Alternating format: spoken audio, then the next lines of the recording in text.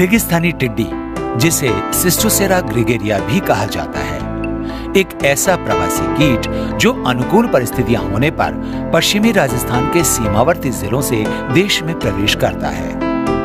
टिड्डी बहुत बड़े दल के रूप में चलती है। इसके 1 वर्ग किलोमीटर क्षेत्र के दल में लगभग 8 करोड़ तक टिड्डियां होती हैं। टिड्डी सामूहिक रूप से उड़ान भरते हुए हवा की दिशा में एक दिन में लगभग 150 किलोमीटर की दूरी तय करती है। टिड्डी दल अपने रास्ते में आने वाली सभी फसलीय और गैर फसलीय वनस्पति को चट करते हुए चलता है। हालांकि ये कीट हर वर्ष नहीं आता, लेकिन जब भी ये आता है काफी नुकसान पहुंचाता है। टिड्डी का आगमन भारत में 1978, 1983, 1986, 1989, 1993, 1997, 2005, 2010 और उसके बाद 2019 में हुआ है। टिड्डी दल का सबसे बड़ा हमला 1993 में हुआ था।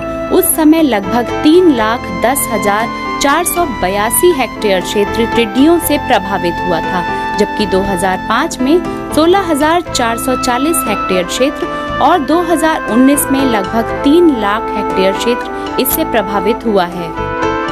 टिड्डियां मूल रूप से कैस्पियन सागर के ईरान, कजाकिस्तान, अजरबैजान, रूस, एरेल सागर के Uzbekistan, Tajikistan, Afghanistan, Kyrgyzstan, Turkmenistan, Balkhash झील के साइबेरिया, चीन में गिरने वाली नदियों के बालू रेत से घिरे डेल्टा, मरुभूमि में घास के मैदान, मध्य रूस के शुष्क गर्म मिट्टी वाले द्वीप, फिलीपींस के अनुपयुक्त आर्द्र और उष्ण कटिबंधीय घास के मैदानों में स्थायी रूप से निवास करती हैं और सामान्यतया भोजन या प्रजनन के लिए सऊदी अरब, कुवैत, यमन, ईरान और पाकिस्तान होते हुए राज्य के जैसलमेर और बाड़मेर जिलों से हमारे देश में प्रवेश करती है। टिड्डियों के झुंड ग्रीष्म मानसून के समय देश में आते हैं।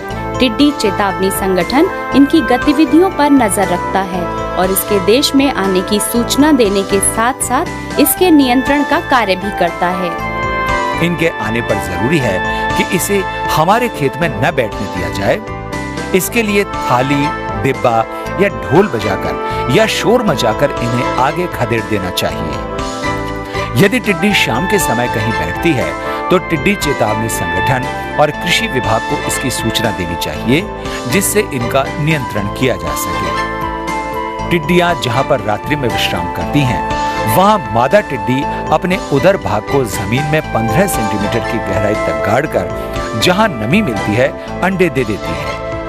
एक बार में टिड्डी 40 से 120 अंडे देती है। कुल 2-3 बार में लगभग 200 से 250 अंडे एक वयस्क टिड्डी देती है। ये चावल के आकार के और नारंगी पीले रंग के होते हैं।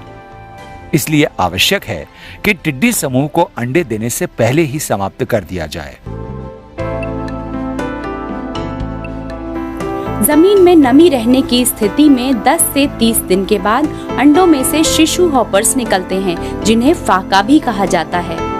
हॉपर्स काले और भूरे रंग के होते हैं। ये उड़ नहीं सकते, वरन ये जमीन पर फुदक कर समूह में आगे चलते हैं। ये वनस्पति के कोमल पत्तों को खाकर उन्हें काफी नुकसान पहुंचाते हैं।